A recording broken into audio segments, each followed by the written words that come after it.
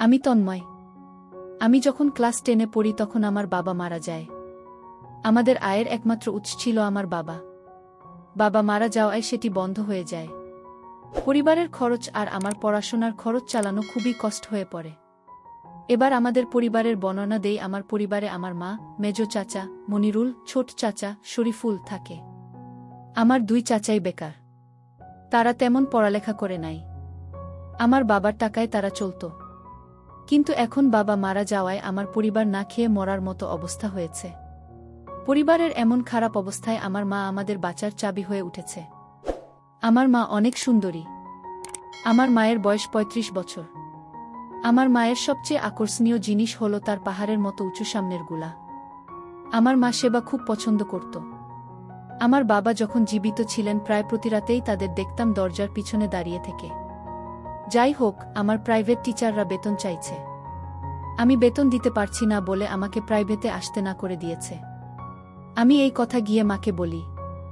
মা বলে কাল টিচারের সাথে গিয়ে কথা বলবে। আমি পরের দিন মাকে টিচারের কাছে নিয়ে যাই। মা সেদিন সিল্কের নীল রঙের শাড়ি কালো রঙের হাতা কাটা ব্লাউজের সাথে পরেছিল। চুলগুলো খোলা ছিল। মার বিশাল সামনের গুলো কোনোভাবেই আটকে রাখতে পারছে না। অর্ধেক বাইরে বেরিয়ে আছে। মাকে দেখতে একদম খানদানি সেই রকম মহিলাদের মতো লাগছে। রাস্তা দিয়ে যাওয়ার সময় লক্ষ্য করলাম সবাই আমার মায়ের ওই দিকে চেয়ে আছে। আমরা স্যারের বাসায় এসে পৌঁছালাম। স্যার আমার মাকে দেখে চোখ ফেরাতে পারছে না। স্যারের সাথে মায়ের পরিচয় করিয়ে দিলাম। স্যার আমাকে অন্য রুমে গিয়ে বসতে বললেন। আমি অন্য রুম থেকে স্যার আর মায়ের কথা শুনছি। মা বলল, ওর বাবা মারা যাওয়ার পর থেকে আমাদের পরিবারের অবস্থা খুবই খারাপ হয়ে গেছে। আমাদের কাছে কোনো টাকা নেই। তাই আপনি যদি আমাদের উপর দয়া করে আমার ছেলেকে বিনা বেতনে পড়ান তবে আমাদের অনেক উপকার হয়। স্যার বলল, দেখুন আমি কাউকেই বিনা বেতনে পড়াতে পারব না। তবে আপনি যদি চান আপনার জন্য একটি অফার আছে। মা বলল, কি অফার? স্যার বলল, আপনি দেখতে অনেক সুন্দর। আপনি যদি চান আপনার ছেলেকে আমি বিনা বেতনে পড়াতে পারি। কিন্তু আপনাকে একটি কাজ করতে হবে। মা বলল, কি কাজ করতে হবে? আপনি যা বলবেন আমি তাই করব। আপনি শুধু আমার ছেলেকে পড়ান। ওর বাবার শেষ ইচ্ছে ছিল আমার ছেলে ডক্টর হবে। স্যার বলল, আপনার ছেলেকে আমি ডক্টর বানাব। কিন্তু আপনাকে আমার সাথে শুতে হবে। আপনি আমার কথায় রাজি হলে আমি সব করতে পারি। প্রয়োজনে আমার কাছ থেকে টাকাও নিতে পারবেন। শুধু আমাকে সুযোগ দিতে হবে। আমি স্যারের মুখে এই কথা শুনে আকাশ থেকে পড়লাম। ইচ্ছে করছিল স্যারকে ধরে পুলিশের হাতে তুলে দিই। কিন্তু আমার মা যা বলল তা শুনে আমি অবাক হয়ে গেলাম। মা বলল, আপনার কথায় রাজি হতে আমার কোনো লজ্জা নেই। আমার ছেলে ভালোভাবে মানুষ হলেই হবে। ছেলেকে মানুষ করার জন্য আমি সব করতে রাজি আছি। এটা শুনে মনে মনে মায়ের জন্য শ্রদ্ধা জন্মাল। শুধুমাত্র মা পারে নিজেকে অন্যের হাতে ছেলের জন্য তুলে দিতে। স্যার বলল, বেশ, আজ রাত 8টায় আমার বাসায় চলে আসবেন। সারা রাত আমার সাথে থেকে সকালে টাকা নিয়ে যাবেন। মা খুশি মনে রাজি হয়ে আমাকে ডাক দিল, বলল স্যার বিনা বেতনে পড়াতে রাজি হয়ে গেছে।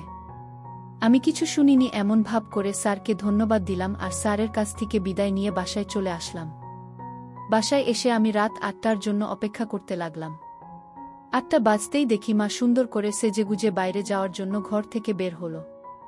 আমি জিজ্ঞেস করতেই মা বলল, এক বন্ধুবীর বাড়িতে অনুষ্ঠান আছে, সেখানে যাচ্ছে।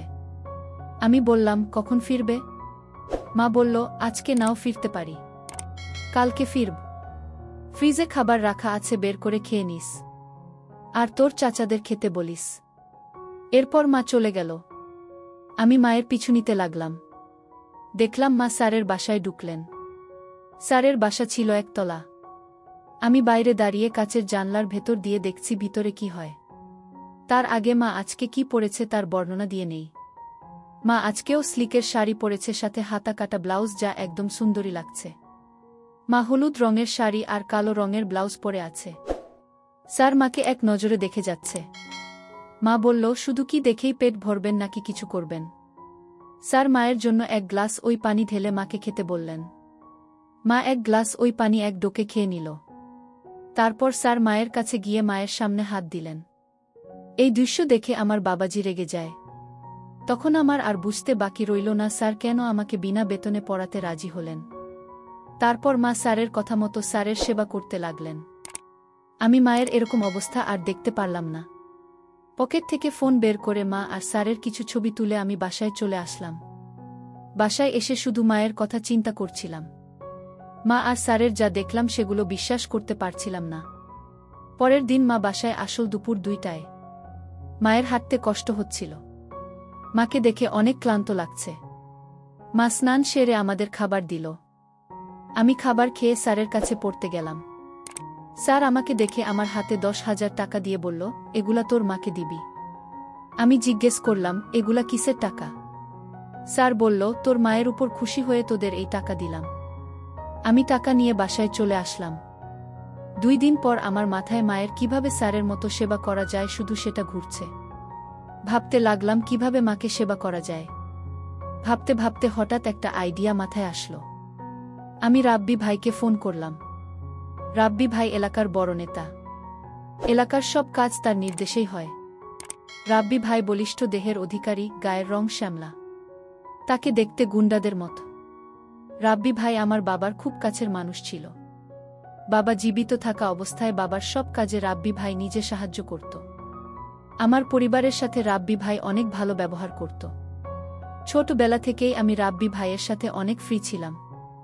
আমরা 2 জন একসাথে ক্রিকেট খেলতাম। তাকে বিকালে দেখা করতে বললাম। বিকেলে রাব্বি ভাইয়ের সাথে দেখা করলাম এবং একটা দারুণ প্ল্যান করলাম। রাব্বি ভাইকে ফোনের সব ছবিগুলো দেখিয়ে আম্মুকে ব্ল্যাকমেইল করতে বললাম। আমি রাব্বি ভাইকে পুরা প্ল্যানটা বুঝিয়ে বললাম, তুমি বিকেলে তোমার 2 জন বন্ধুকে নিয়ে আমাদের বাসায় যাবা। গিয়ে আম্মুকে ভয় দেখাবা ছবিগুলা দেখিয়ে। আর আম্মুকে জোর করবা। ঠিক সে সময় আমি মায়ের রুমে ঢুকব। তুমি তখন আম্মুকে বলবা আমার সাথে সেবা করতে। আম্মু যদি না করে তাহলে আম্মুকে ছবিগুলা নেটে ছেড়ে দেয়ার হুমকি দিবা। রাব্বি ভাই আমার প্ল্যান শুনে খুশি হলেন। আমি রাব্বি ভাইকে বললাম, এইভাবে তুমিও আমার মায়ের সেবা করতে পারবা, আমিও আমার মাকে সেবা দিতে পারব। রাব্বি ভাই বলল, তোর প্ল্যান আমার ভাল লাগেছে। কিন্তু তোর চাচারা বাসায় থাকলে? আমি বললাম, চাচ্চুরা বিকেলে বাসায় থাকে না। বিকাল 4টায় বাসা থেকে বের হয় আর রাত 8টায় বাসায় ফিরে। রাব্বি ভাই বলল, বাহ, তোর মায়ের সেবা করার জন্য এটা অনেক সময়। কালকে বিকেলে তোর বাসায় যাব। রাব্বি ভাইকে রাজি করিয়ে আমি বাসায় চলে আসলাম। এখন শুধু কালকে বিকেলের অপেক্ষা। পরের দিন বিকাল 4টায় রাব্বি ভাই আমাদের বাসায় আসলো। আমি মাকে আগেই বলেছি আমি খেলতে যাব। কিন্তু আমি আমাদের বাসার পিছনে দাঁড়িয়ে মায়ের রুমে উকি দিয়ে দেখছি কি হয়। রাব্বি ভাই আর তার 2 বন্ধু রাসেল এবং জাবেদ ভাই মার রুমে ঢুকে। রাব্বি ভাই মায়ের চুল ধরে বিছানা থেকে নিচে নামাল। রাব্বি ভাইয়ের এই ব্যবহারে মা রাগে গিয়ে বলল, কি বেয়াদবি করছিস রাব্বি? রাব্বি ভাই মায়ের কথা শুনে হেসে বলল, বাহিরে কাজ করে এখন নাটক হচ্ছে। তোমার কাজের ছবি আমাদের কাছে আছে। মা ভয় পেয়ে বলল, কি যাতা বলছিস? কিসের ছবি আছে তোর কাছে? রাব্বি ভাই ফোন থেকে ছবি বের করে মাকে দেখালো। মা ছবি দেখে লজ্জায় লাল হয়ে গেছে। রাব্বি ভাই বলল, আমরা এখন তোর সেবা করব। বেশি নেকামি করলে ছবি ভাইরাল করে দিব। মা প্রথমে আকুতি করলেও পরে কোনো উপায় না দেখে মা রাজি হয়ে গেল। মা আজকে পাতলা লাল রঙের শাড়ি পরেছে। কিছুক্ষণ পর দেখলাম মা এখন আয়েশ করে খাচ্ছে। 15 মিনিট পর রাব্বি ভাই নিজের স্থান পরিবর্তন করলেন। এভাবে পালা করে 3 জন 40 মিনিট আমার মাকে দিল। 40 মিনিট কাজ করার পরও কেউ ক্লান্ত হয়নি। রাব্বি ভাই নিজের ফোন বের করে আমাকে মিস কল দিল। আমি বুঝলাম এবার আমার এন্ট্রি নেয়ার সময় হয়েছে। আমার হার্ট বিট বেড়ে গিয়েছে। জীবনের প্রথম মায়ের সেবা করব। আমি ঘরে ঢুকলাম। ঘরে ঢুকে এমন ভাব নিলাম যেন আমি কিছু জানি না। আমি রাব্বি ভাইকে নাটক করে বললাম আমার মাকে ছেড়ে দিতে। রাব্বি ভাই আর আমি একটু অভিনয় করলাম যাতে মা বুঝতে না পারে এগুলা আমার প্ল্যান ছিল। রাব্বি ভাই ছবিগুলা দেখিয়ে বলল, তোর মাকে কাজ করতে না দিলে এগুলো সব ভাইরাল করে দিব। আমি কোনো কথা বললাম না। আমি রুম থেকে বের হয়ে যাব ঠিক সে সময় রাব্বি ভাই আমাকে বলল, কই যাচ্ছিস? তোর মায়ের কাজ করা দেখবি না? রাব্বি ভাই আমাকে বের হতে দিল না। আমি সোফায় বসে আছি। আর তারা 3 জন আমার সামনে মাকে খেতে দিচ্ছে। মা আমার চোখের দিকে তাকাতে পারছে না লজ্জায়। মায়ের মুখে কোনো শব্দ নাই। সবশেষে আমিও মাকে সেবা করলাম। এভাবে আমরা 4 জন মিলে আমার জন্মদাত্রী মায়ের সেবা করেছি। আজ কলেজে যাওয়ার সময় হঠাৎ আমার ছোটবেলার এক বন্ধুর সাথে দেখা হয়। ওর নাম ছিল রাজু। ওর সাথে অনেকক্ষণ আড্ডা দিলাম। ওর সাথে কথা বলতে বলতে জানতে পারলাম ওর মা আর বাবার ডিভোর্স হয়ে গেছে 1 বছর আগে। কি কারণে ডিভোর্স হলো এটা জানতে চাইলে রাজু বলে ওর মা নাকি অন্য লোকের সাথে পালিয়ে গেছে। আমি বললাম, তোর বাবা আর বিয়ে করেনি? রাজু বলল, না, বাবা আমার কথা ভেবে আর বিয়ে করেনি। আমার মাথায় বুদ্ধি আসলো। আমি মনে মনে প্ল্যান করলাম মাকে রাজুর বাবাকে দিয়েই সেবা করাই। আমি রাজুর সাথে ওদের বাসায় গেলাম। আঙ্কেলের সাথে দেখা করলাম। আঙ্কেলের সাথে আগে থেকেই আমার ভালো সম্পর্ক ছিল। আঙ্কেল আমাকে ছোটবেলায় নিজের ছেলের মতোই আমাকে আদর করত। আমি আঙ্কেলের কাছে গিয়ে বসলাম। রাজু তখন হাত মুখ ধোয়ার জন্য বাথরুমে গিয়েছিল। আমি আঙ্কেলকে মজার ছলে জিজ্ঞেস করলাম, আঙ্কেল, আপনি আপনার জীবন এইভাবে নষ্ট করছেন, একটা বিয়ে করে নিলেই তো পারেন। আঙ্কেল বলল, বিয়ে তো করতেই চেয়েছিলাম, কিন্তু পরে রাজুর কথা চিন্তা করে বিয়ে করিনি। আমি বললাম, আরে আঙ্কেল, তাই বলে আপনি আপনার এই সময় এইভাবে নষ্ট করবেন? কিছু যদি না মনে করেন আপনাকে একটা বুদ্ধি দেই। আমার কাছে সেই রকম একজন আছে। কিছু টাকা দেন, আমি তার সাথে আপনার সঙ্গমের ব্যবস্থা করে দিচ্ছি। আঙ্কেল রেগে গিয়ে আমাকে ধমক দেয়। আমি আঙ্কেলকে বললাম, আঙ্কেল, আমি আপনার কষ্ট বুঝি। আপনাকে আমার বন্ধু ভেবেই এই আইডিয়াটা দিলাম। এখন আপনি ভেবে দেখেন, আপনি এইভাবে আপনার সময় নষ্ট করবেন নাকি কিছু টাকার বিনিময়ে নিজেকে শান্ত করবেন। দেখলাম আঙ্কেল গভীর ভাবনায় ডুবে আছে। আমি আঙ্কেলকে বললাম, আপনি রাজুকে নিয়ে চিন্তা করবেন না। ও কোনোভাবেই জানতে পারবে না, আমি আপনাকে কথা দিলাম। আঙ্কেল বলল, তুমি যখন এত করে বলছো তখন ঠিক আছে। কত টাকা লাগবে তোমার? আমি বললাম, 15,000 টাকা দিলেই সারাদিনের জন্য আপনার। আঙ্কেল আমার কোথায় রাজি হয়ে গেল। আমি আঙ্কেলকে বললাম, তার সাথে কথা বলে আমি আপনাকে সময় আর জায়গা ফোনে জানাব। এই বলে আমি রাজুর বাসা থেকে খুশি মনে চলে আসলাম। আর মনে মনে ভাবলাম, আজ মাকে ভালোভাবে সেবা দেওয়ার পর এই সারপ্রাইজ দিব। সেদিন রাতে খাওয়া দাওয়া শেষে আমি আর মা রুমে এসে দরজা লাগিয়ে দেই। মায়ের রুমে ড্রেসিং টেবিল ছিল। মা ড্রেসিং টেবিলের সামনে গিয়ে দাঁড়াল। আমি হেসে মাকে বললাম, ও মা, তোমাকে একটা কথা বলতে ভুলে গেছিলাম। তোমার জন্য একজন ঠিক করেছি। সারাদিন তার সেবা করবে আর আসার সময় 15,000 টাকা নিয়ে চলে আসবা। মা বলল, সাব্বাস বাবা, অনেক দিন ধরে বাইরের মানুষের সেবা করি না। আমি বললাম, রাজুকে তো চিনি, আমার বন্ধু। ওর বাবা তোমাকে দিয়ে সেবা নিতে চায়। আমি বলিনি তুমি আমার মা। আমি তার কাছে তোমাকে অন্য মহিলা বলে পরিচয় দিয়েছি। মা বলল, ভালো করেছিস বাবা।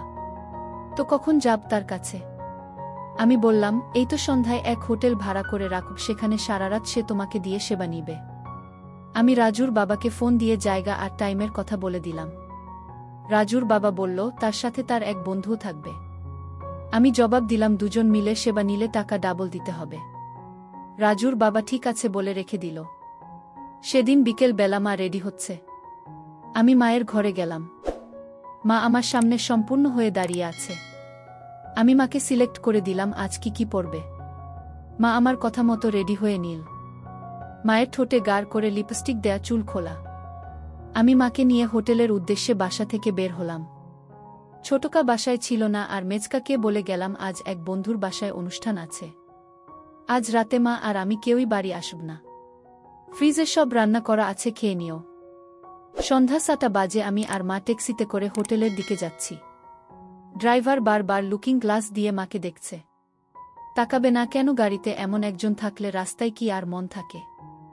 আমি ড্রাইভারকে শুনিয়ে শুনিয়ে মাকে বললাম, আমাদের মা ছেলের কান দেখে ড্রাইভারের মুখ দিয়ে জল পড়ছে।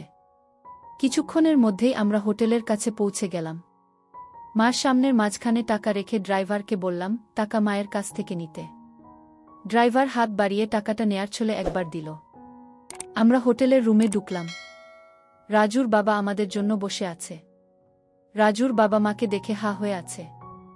আমি বললাম, আঙ্কেল, আগে পেমেন্ট করে তারপর যা ইচ্ছা তাই করবেন। আর আপনার বন্ধু কই? রাজুর বাবা বলল, ও একটু বাথরুমে গেছে। এখন একটু রাজুর বাবার বর্ণনা দিয়ে নেই। রাজুর বাবার নাম রফিক হাসান। তিনি রিটায়ার্ড আর্মি অফিসার। শ্যামলা বর্ণের ৪৫ বছরের এই আর্মি অফিসার এর শরীরে যে প্রচুর শক্তি আছে তাতে কোনো সন্দেহ নেই। রফিক সাহেব মাকে নাচতে বললেন। আমি একটা গান প্লে করে দিলাম। মা গানের বিটের তালে তালে নাচা শুরু করল। ঠিক এ সময় বাথরুম থেকে বের হয়ে আসলেন রফিক সাহেবের বন্ধু। তার বন্ধুকে দেখে আমার আর মায়ের চোখ কপালে উঠে গিয়েছে। রফিক সাহেবের বন্ধু আর কেউ নয়, আমার ছোটকা। ছোটকাকে দেখে মা তাড়াতাড়ি শাড়ি ঠিক করে নিল।